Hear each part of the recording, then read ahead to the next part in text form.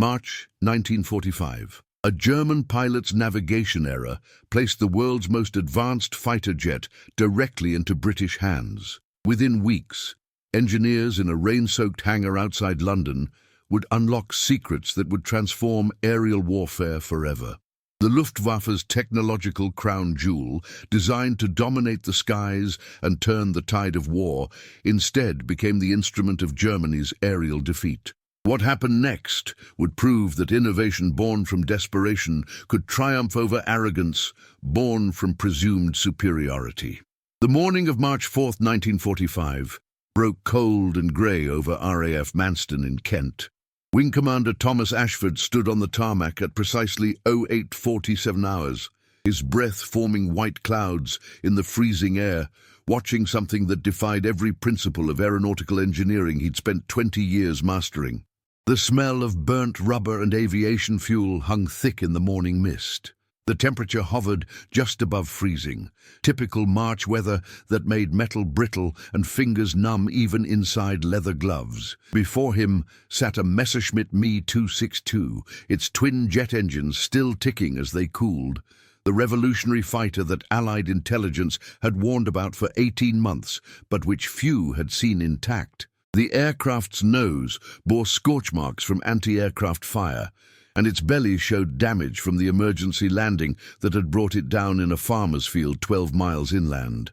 The German pilot, Oberleutnant Hans Frick, sat under guard in the station commander's office, having mistaken the English coastline for the Dutch coast in heavy fog, a navigational error that would prove catastrophic for the Luftwaffe. Ashford circled the machine slowly, noting details with practiced precision. The swept-wing design contradicted everything the RAF taught about stability. The jet engines, massive turbines mounted beneath the wings, represented technology Britain had theorized but never successfully implemented at scale. Every British jet program had failed spectacularly. The Gloucester Meteor showed promise but remained plagued by engine reliability issues, its operational range barely exceeding 200 miles before requiring maintenance. The Powerjet's W2 program had consumed 4 hours, 7 million, and produced exactly 2 functional prototypes, both of which suffered catastrophic turbine failures within hours of operation. Squadron leader Geoffrey Mitchell, chief engineer at RAF Farnborough, arrived within 3 hours, driving through rain-slicked roads from Hampshire in a battered Austin. He was 43, educated at Imperial College London, and had spent the last 4 years watching German aviation technology outpace British development with humiliating consistency. His hands shook slightly as he approached the Me 262. Not from cold, but from the realization that this single aircraft represented answers to problems that had consumed his entire professional life. "We've lost 847 aircraft to these bastards in the last 4 months, Mitchell said quietly, running his hand along the engine cowling. His wedding ring clinked against the metal. "Bomber Command can't touch them. Our Spitfires can't catch them. Our Mosquitoes can barely track them. This morning alone, 3 Halifax bombers went down over the Ruhr, all confirmed Me 262 kills." The statistics were devastating. The Me 262 flew at 540 mph, 150 mph faster than any Allied fighter in operational service.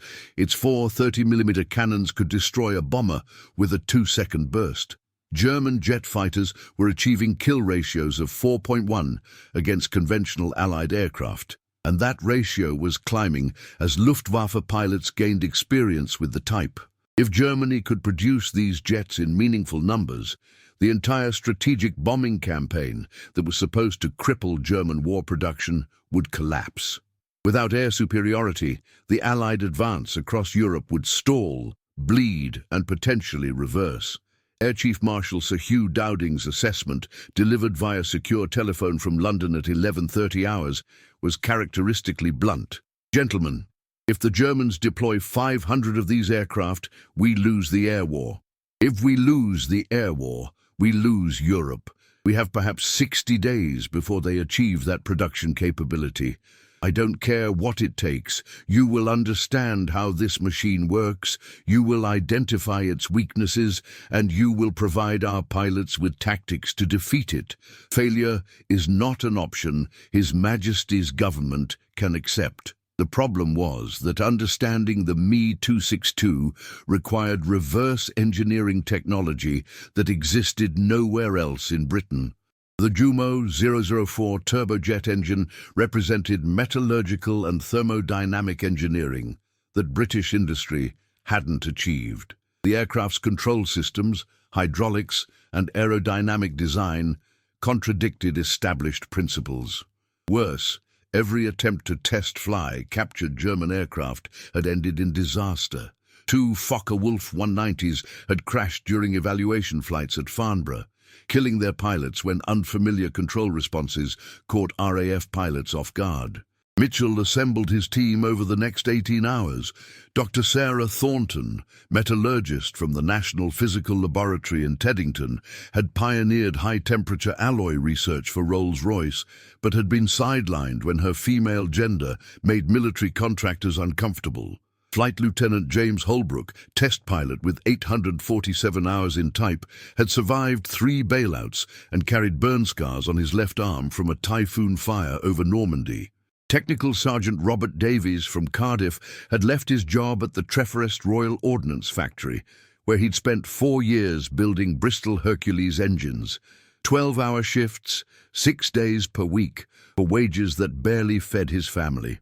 They gathered in Hangar 7 at RAF Manston on March 5th at 0600 hours, surrounded by the Me-262 under harsh electric lights that hummed and flickered. Rain hammered the corrugated metal roof with a sound like distant machine gun fire. The hangar was unheated, coal was rationed, and aviation fuel took priority. They worked in greatcoats and fingerless gloves, their breath visible in the cold air. "Right then," Mitchell said, his northern accent pronounced despite years in London. "We've got 8 weeks to understand technology that took Germany's best engineers 5 years to develop. We're working with equipment that's been bombed, shot at, and crash-landed.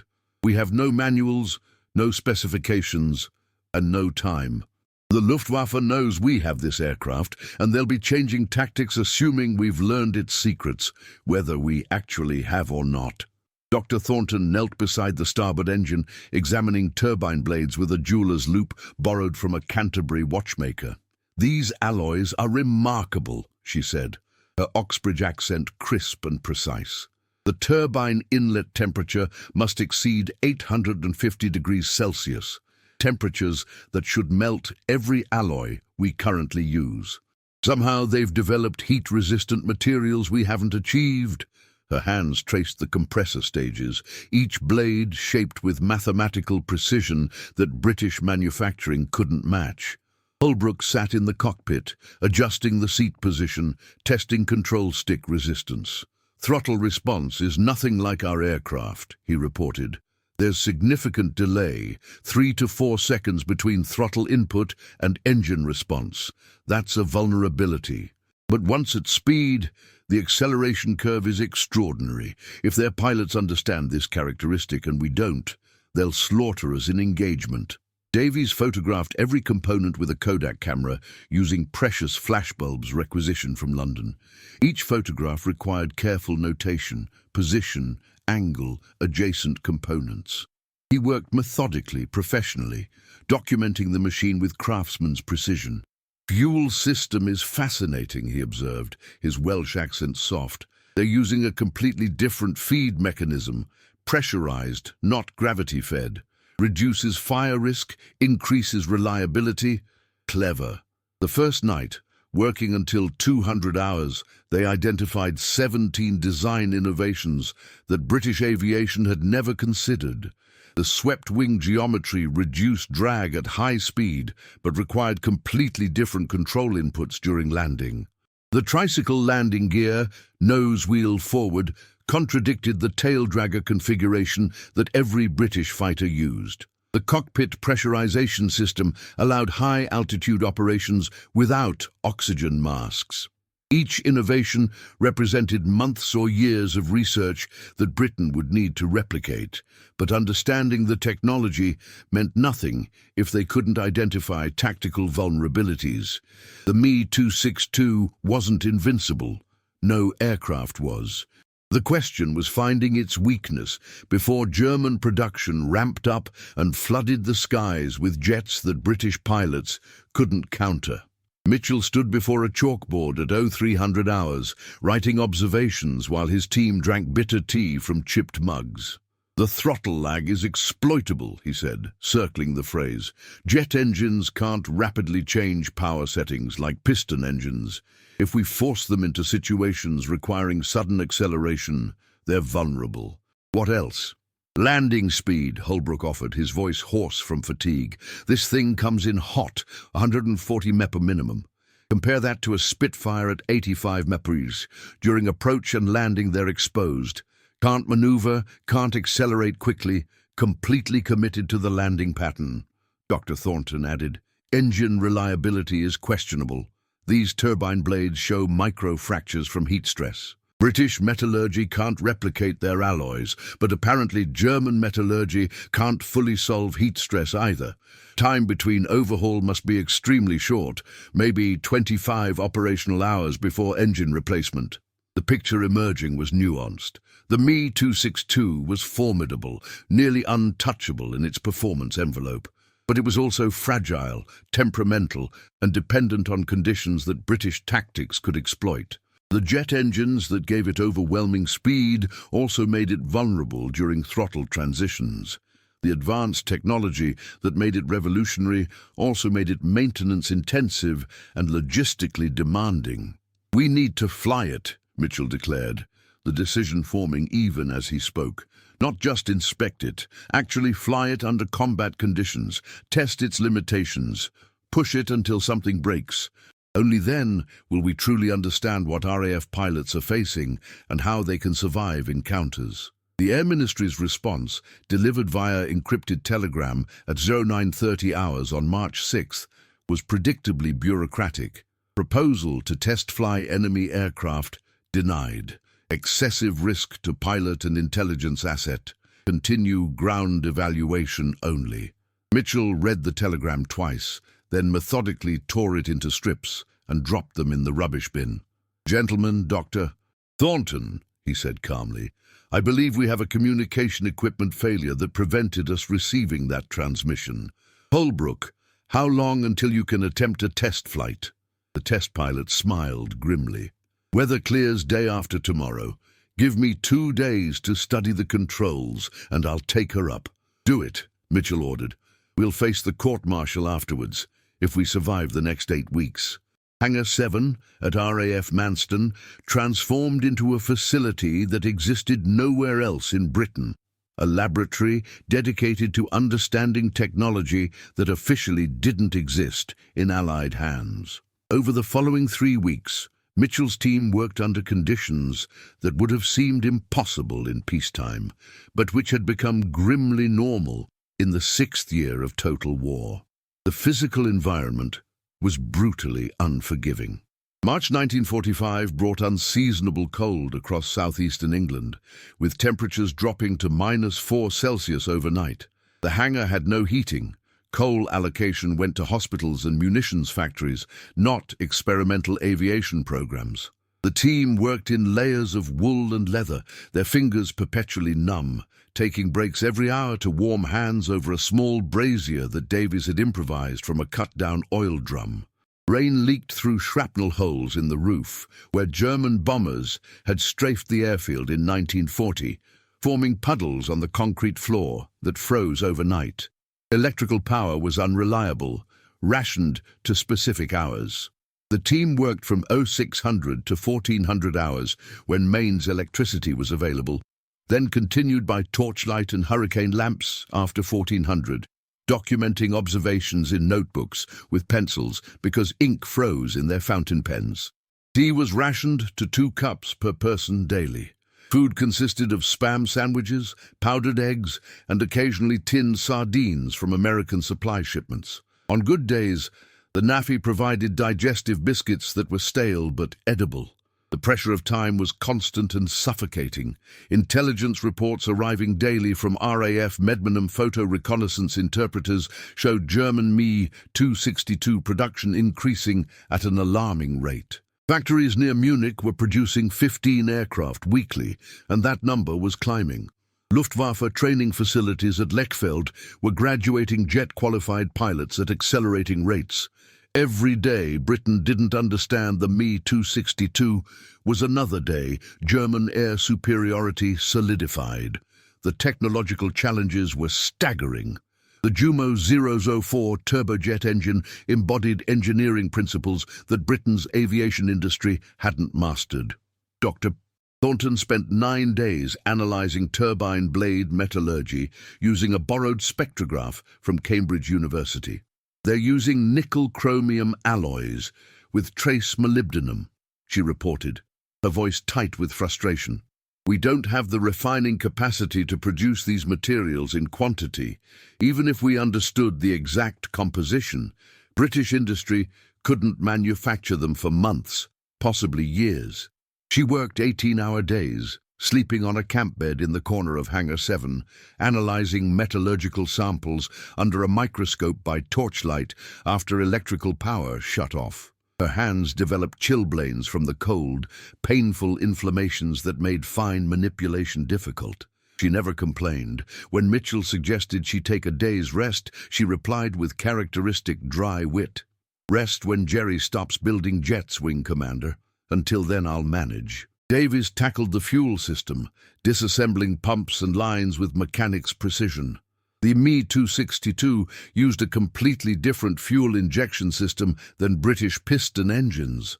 Pressurized, electronically controlled, designed for the precise fuel management that jet engines required. "This is brilliant engineering," he admitted grudgingly, his Welsh accent softening with professional admiration. "Every component is engineered to tolerances we can't achieve with our current machine tools. They've got manufacturing capabilities we're decades away from matching."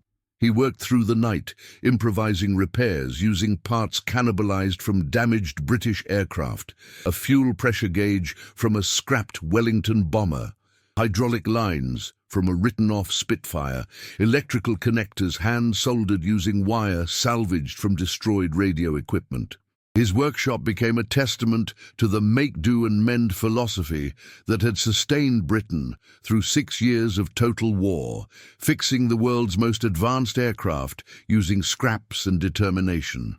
Holbrook spent 10 days studying the aircraft's control characteristics, sitting in the cockpit for hours, memorizing instrument positions, practicing throttle movements, developing muscle memory for control responses that differed fundamentally from every aircraft he'd flown.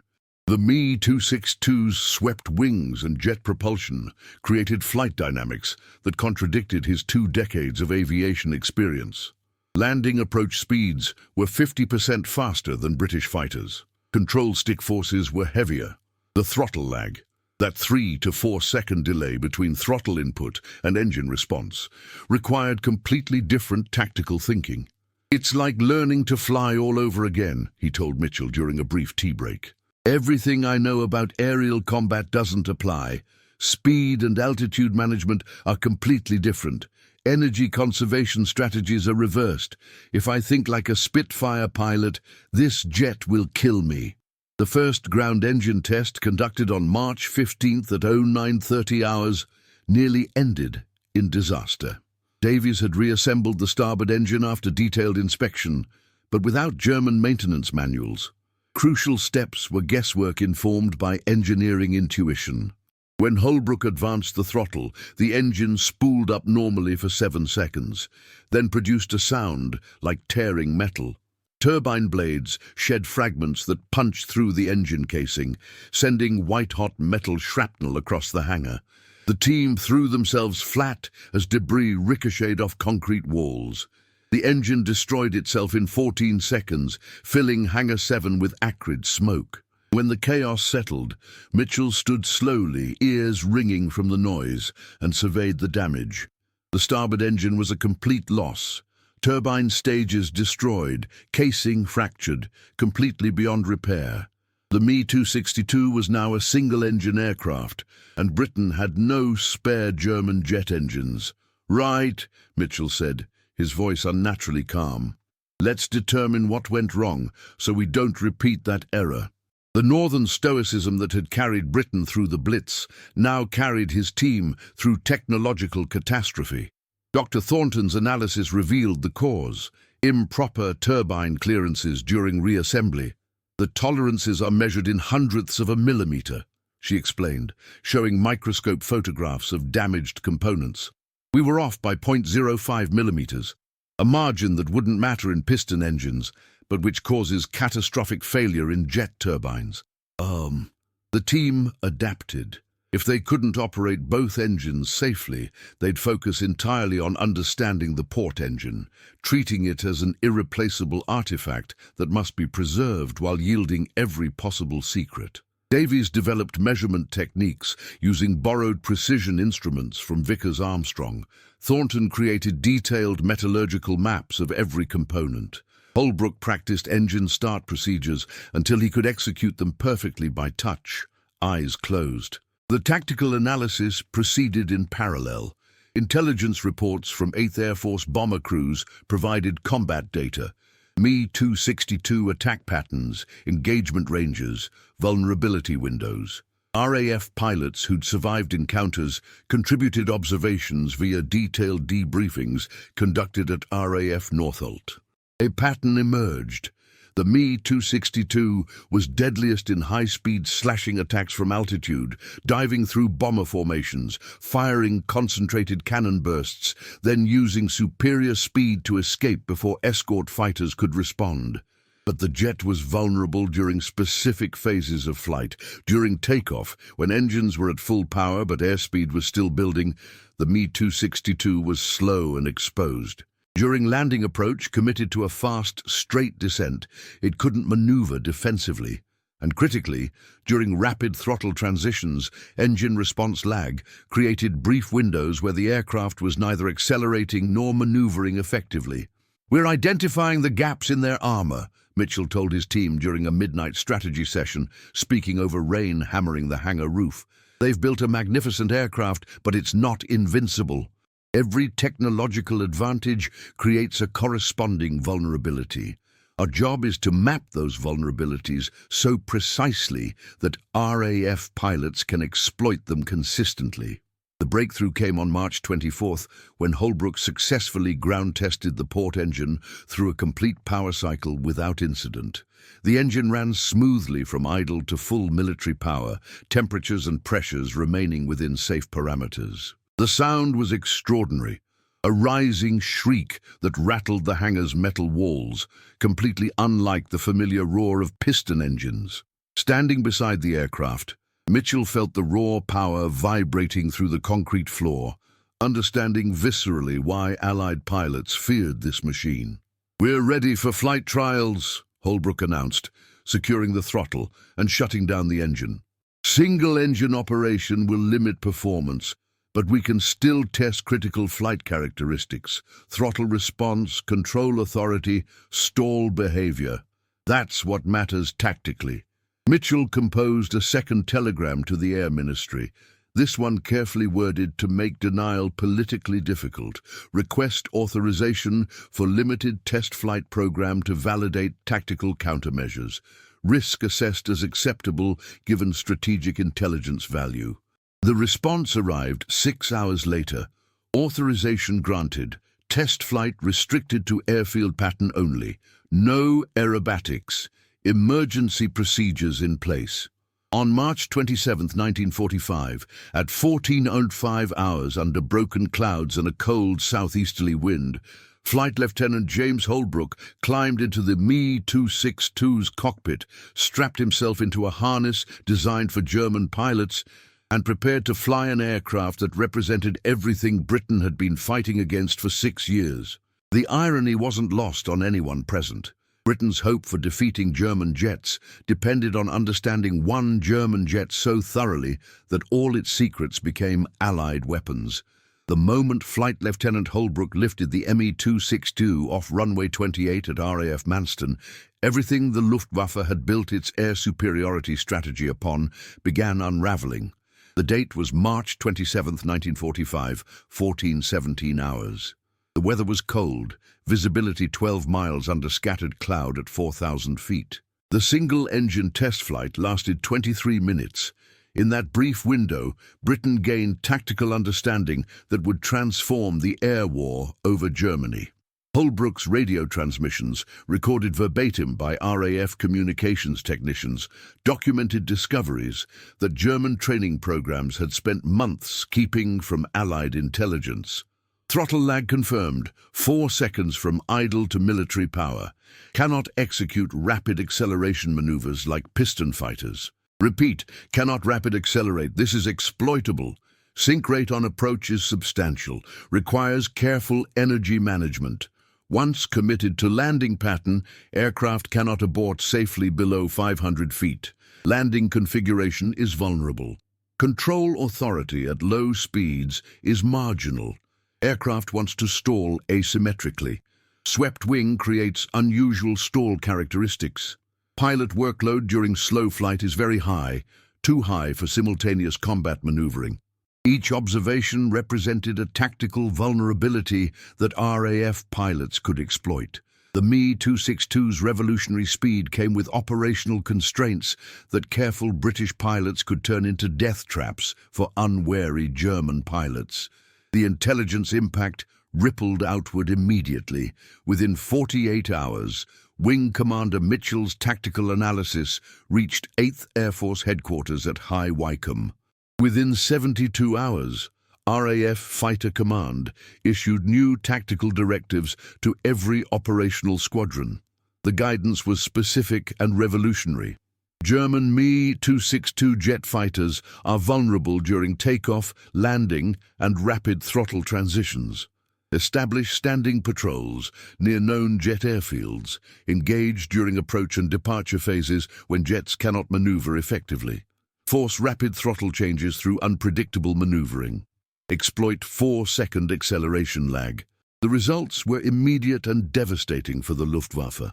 On April 4, 1945, RAF Tempest fighters from No. 3 Squadron caught 3 Me-262s on landing approach at Rheine Airfield.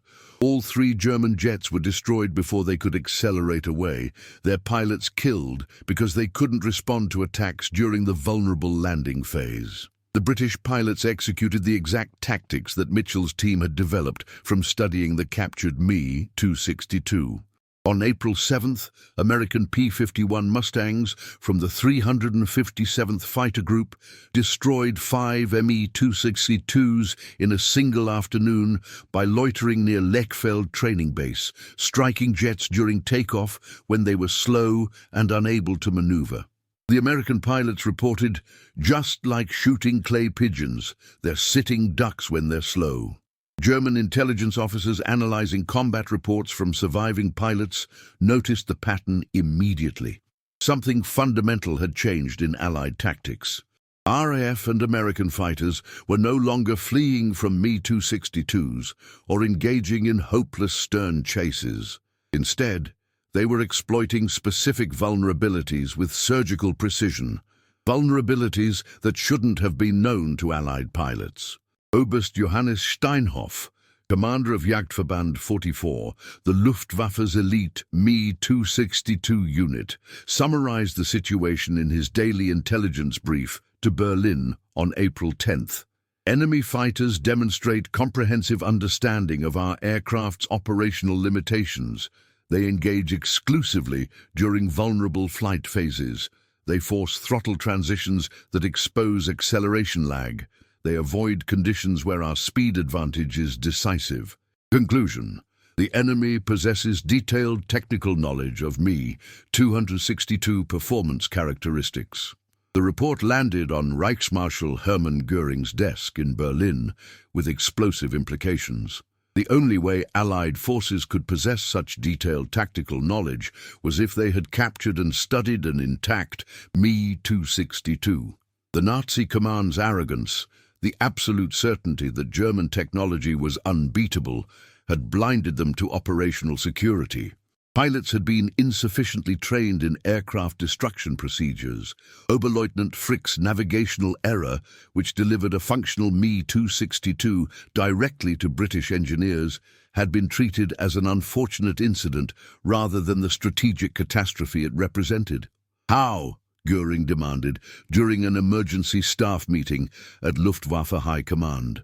How did the British acquire our most advanced aircraft? What imbecile allowed this to happen? The rage was compounded by humiliation. Germany's vaunted jet fighter, the weapon that was supposed to reverse the war's trajectory, had been compromised by a single pilot's mistake and the Luftwaffe's institutional failure to anticipate enemy intelligence exploitation. Worse, the damage was irreversible. Britain now understood not just the Me-262's capabilities, but also its weaknesses. That knowledge was spreading rapidly through Allied air forces, transforming tactical doctrines that had been developed over years of combat. Every RAF squadron, every American fighter group, was receiving updated intelligence on how to defeat German jets. The Luftwaffe's technological advantage was evaporating, not because British engineering had matched German innovation, but because British intelligence had turned German innovation against itself. The philosophical clash was profound. German military doctrine, rooted in Prussian traditions of hierarchical control and technological superiority, presumed that advanced weapons would dominate through inherent capability. The Me-262 was designed to be so overwhelmingly superior that tactical nuance didn't matter. Simply being faster and more heavily armed would ensure victory. British doctrine, forged through 6 years of desperate improvisation, understood warfare differently. Superior technology mattered, but adaptability mattered more. Understanding enemy capabilities completely, then exploiting their weaknesses ruthlessly, delivered victory more consistently than raw technical superiority. The captured Me-262 proved this philosophy. Britain couldn't build a jet fighter as capable as Germany's, but Britain could understand Germany's jet fighter so thoroughly that tactical knowledge neutralized technological advantage.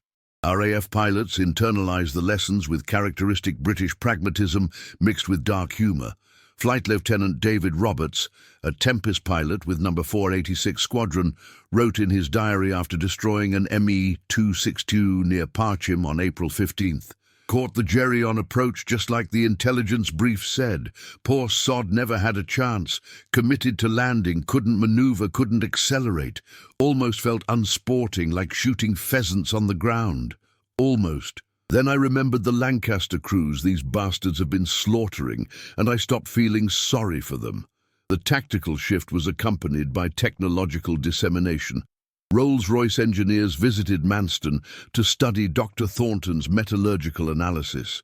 Frank Whittle, father of British jet propulsion, reviewed Davies's documentation of the Jumo 04 fuel system. The Royal Aircraft Establishment incorporated Holbrook's flight test data into updated performance manuals for British jet programs. The captured Me-262 became a teaching tool, its secrets distributed throughout Britain's aviation establishment. By late April 1945, Me-262 combat effectiveness had plummeted. Loss rates climbed from manageable to unsustainable.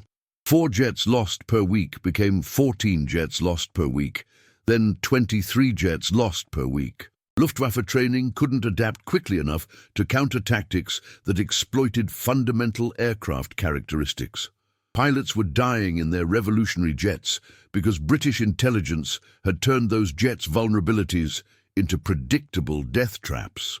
German commanders recognized the strategic disaster but couldn't reverse it. Production of Me-262s continued. Factories near Munich built 150 aircraft in April 1945. But operational effectiveness had collapsed. Building advanced aircraft meant nothing if trained pilots couldn't survive long enough to use them effectively. The Luftwaffe's last technological advantage, The weapon that was supposed to restore air superiority and provide breathing space for Germany's collapsing war effort had been neutralized by British methodical intelligence work. On April 25, 1945, Jagdverband 44 Commander Oberst Steinhoff issued a sobering assessment to Berlin. Current loss rates are unsustainable. Me-262 operations should be suspended until tactical countermeasures can be developed against Allied exploitation of our vulnerabilities. Continuing current operational tempo will result in unit annihilation within 30 days. The response from Berlin was silence. There were no tactical countermeasures because the vulnerabilities were inherent to jet propulsion technology. Throttle lag couldn't be eliminated, it was physics. Landing approach speeds couldn't be significantly reduced. Swept wings required speed for lift. The Me-262's weaknesses were inseparable from its strengths, and Britain had learned to exploit that paradox with ruthless efficiency. The war in Europe ended 17 days after Oberst Steinhoff's devastating assessment reached Berlin. On May 7, 1945, Germany signed unconditional surrender documents at Schiff headquarters in Reims. The Third Reich, which had promised thousand-year dominance, collapsed after 12 years of existence. In the final accounting, the Me-262 jet fighter, Germany's technological masterpiece and last hope for air superiority, had failed to alter the war's outcome, despite being arguably the most advanced combat aircraft of the entire conflict. The statistics told a brutal story. Between March 27th and May 7th, 1945, the 6 weeks following Flight Lieutenant Holbrook's test flight of the captured Me-262, Luftwaffe jet losses climbed to catastrophic levels. 73 Me-262s were destroyed in combat during that period, with 51 additional aircraft lost to operational accidents, mechanical failures, and fuel shortages. German factories produced 394 Me-262s during the same time frame, but pilot attrition exceeded pilot training output. By war's end, functioning Me-262s sat abandoned at airfields across Germany, intact but operationally useless because there were no trained pilots to fly them and no fuel to power them. Allied bomber losses to Me-262 attacks, which had averaged 47 heavy bombers per week in February 1945, dropped to 14 per week in April and just 6 in the first week of May. The decline wasn't due to reduced bombing operations. If anything, Allied air operations intensified as Germany's defensive capability collapsed. The decline reflected systematic Allied exploitation of Me-262 vulnerabilities that Wing Commander Mitchell's team had identified. RAF and American pilots knew exactly when, where, and how to engage German jets with maximum effectiveness and minimum risk. The atmosphere in Hangar 7 at RAF Manston, when news of German surrender arrived, was subdued, relief more than celebration. Mitchell's team had worked 18-hour days for 9 consecutive weeks, transforming a single captured aircraft into strategic intelligence that saved countless Allied lives. But 6 years of war had drained Britain's capacity for triumphalism. There was satisfaction in work completed competently under impossible circumstances, but also bone-deep exhaustion and awareness of what the war had cost. Dr. Sarah Thornton stood beside the Me-262, now thoroughly disassembled, its components catalogued and photographed in exhaustive detail. Her metallurgical analysis had identified 17 distinct alloy compositions used in German jet engine construction, knowledge that would accelerate British jet development by years. Strange to think this machine represented Germany's best hope, she said quietly, her Oxbridge accent softened by fatigue. All that engineering brilliance, all that manufacturing capability, and it ultimately changed nothing. They built a magnificent aircraft, but they couldn't protect it from human error, and they couldn't adapt tactically when we learned its secrets. Technical Sergeant Robert Davies packed his tools methodically, preparing to return to civilian life in Cardiff. He'd been promised a position at Rolls-Royce's jet engine division in Derby, his expertise with the Jumo 04 making him invaluable for Britain's nascent jet program. "We learn more from this one captured aircraft than we could have learned from years of research," he observed, his Welsh accent carrying satisfaction. "That German pilot who got lost in the fog, his mistake may have saved thousands of lives. Ours, I mean. Not a bad legacy, really." Flight Lieutenant James Holbrook had flown the Me-262 7 times during the evaluation period, accumulating 6 hours of flight time, more time in German jets than any other Allied pilot. His detailed flight reports became foundational documents for RAF jet training programs that would continue long after the war. "The aircraft taught me humility," he reflected, standing on Manston's tarmac, where he'd first taken the jet aloft. "I thought I understood aviation after 20 years of flying. The Me-262 proved I understood piston engine aviation. Jet propulsion is fundamentally different. Different physics, different tactics, different thinking. Germany developed this technology first, but they didn't develop the tactical doctrine to protect it. That's what cost them their advantage." The broader strategic implications resonated through British military and political leadership. Prime Minister Winston Churchill, briefed on the Me-262 intelligence program during a cabinet meeting in June 1945, recognized its significance immediately. "This operation exemplifies why Britain survives despite being outmatched in resources and manufacturing capacity," Churchill told cabinet ministers. "We cannot build jets as advanced as Germany's, but we can understand German jets more thoroughly than Germans themselves.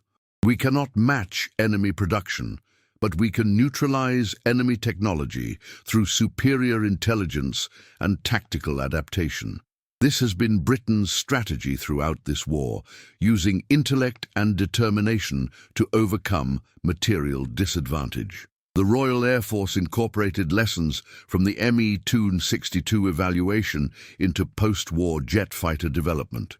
The Gloucester Meteor, Britain's operational jet fighter, underwent extensive redesign based on understanding gained from the captured German aircraft. Engine reliability improvements drew directly from Dr. Thornton's metallurgical research.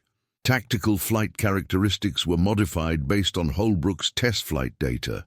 The de Havilland Vampire, Britain's second-generation jet fighter, incorporated swept-wing design principles derived from studying the Me-262's aerodynamics. British aerospace industry benefited enormously. Companies like Rolls-Royce, Bristol and de Havilland gained years of research insights essentially free.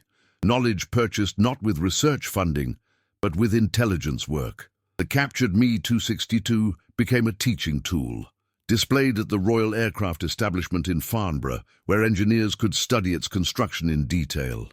Technical manuals produced by Mitchell's team were classified most secret and distributed to cleared personnel throughout British aviation establishment. Internationally, the Me-262 intelligence operation influenced Cold War strategic thinking. The lesson was clear. Technological advantage alone doesn't guarantee military success. An adversary with inferior technology but superior intelligence capability can neutralize advanced weapons by understanding them completely and exploiting inherent weaknesses. This insight shaped NATO's strategy throughout the Cold War. Massive investment in intelligence gathering, technical exploitation, and tactical adaptation to counter Soviet technological developments. The personal stories of those involved followed varied trajectories. Wing Commander Thomas Ashford received the Order of the British Empire in the 1946 New Year Honours, citation reading simply, "for services to aviation research."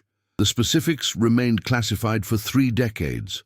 He retired from the RAF in 1951, taught aeronautical engineering at Imperial College London, and never publicly discussed the Me-262 program until files were partially declassified in 1975. Dr. Sarah Thornton joined Rolls-Royce as head of metallurgical research, becoming one of the first senior female engineers in British aerospace industry. Her work on high-temperature alloys, begun with the Me 262, contributed to development of the Rolls-Royce Avon and Conway jet engines that powered British aircraft throughout the 1950s and 1960s. In a 1968 interview, she reflected, "The Me 262 taught me that engineering excellence means nothing without operational security. Germany built a magnificent machine, but they couldn't prevent a single navigational error from compromising it completely. That's the human element of warfare. Brilliant technology defeated by simple mistakes." Flight Lieutenant James Holbrook continued as an RAF test pilot, flying Britain's early jet fighters and contributing to safety improvements that reduced accident rates. He retired in 1960, wrote technical articles for aviation journals, and occasionally gave lectures to RAF pilot training courses. His standard conclusion was consistent: respect enemy technology but never fear it. Understanding beats superiority every time. Robert Davies worked at Rolls-Royce for 37 years, retiring in 1982 as Senior Engine Development Engineer. His contributions to British jet engine programs remained largely anonymous, the nature of technical engineering work. But his expertise, gained from meticulous study of the Jumo 004, influenced generations of British jet engines. The broader historical assessment crystallized over decades. Military historians recognize the Me 262 intelligence operation as exemplifying Britain's wartime strategy, using limited resources with maximum effectiveness, prioritizing intelligence over raw capability, and adapting tactically faster than adversaries. The captured aircraft represented a turning point where Germany's last technological advantage was neutralized not through matching British engineering, but through superior British intelligence work. Germany's failure was institutional and cultural. The arrogance of presumed technological superiority blinded German commanders to operational security needs. When Oberleutnant Hans Frick made his fatal navigational error, Luftwaffe protocols should have ensured immediate aircraft destruction. Instead, the aircraft was captured intact because Germany's operational procedures didn't anticipate catastrophic intelligence compromise. That institutional failure, more than any tactical defeat, sealed the Me 262's fate. Britain's success reflected cultural characteristics that had sustained the nation through 6 years of existential war. The make, do, and mend philosophy that turned scrap and improvisation into functional solutions. The dry humor maintained during desperate circumstances. The professional competence that transformed disaster into opportunity. The determination that refused to accept defeat as inevitable.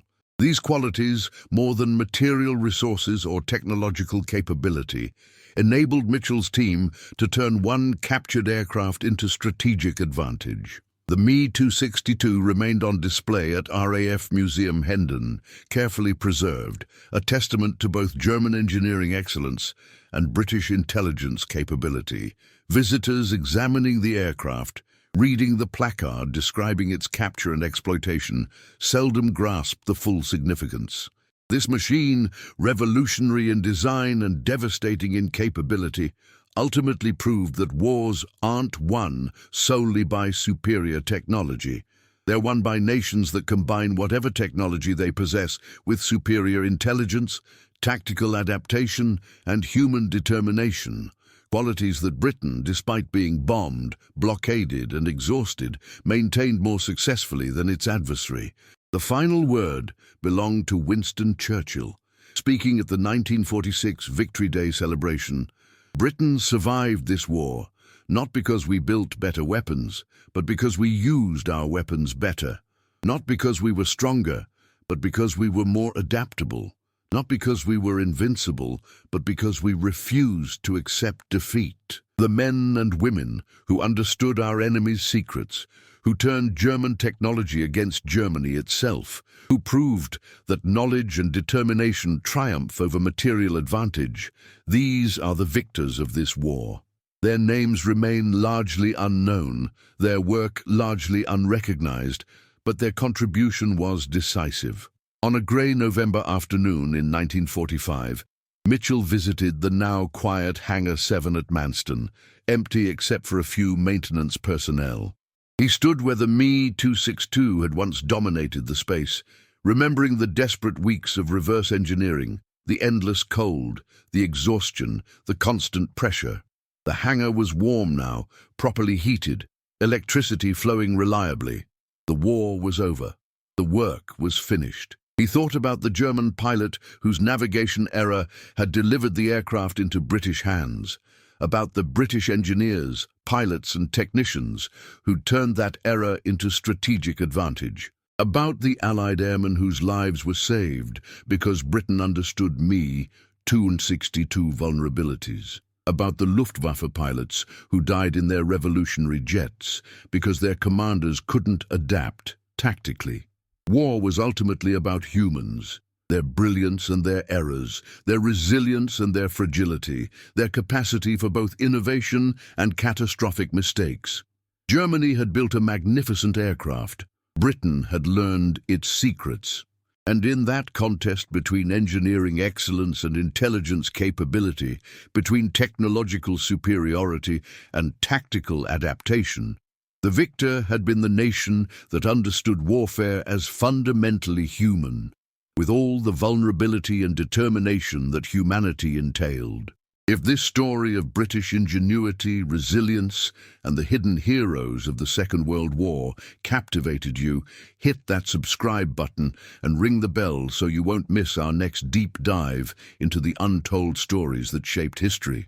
Drop a comment below. What lesser-known Duppy-Tweepy story would you like us to explore next? Cheers, and thanks for watching.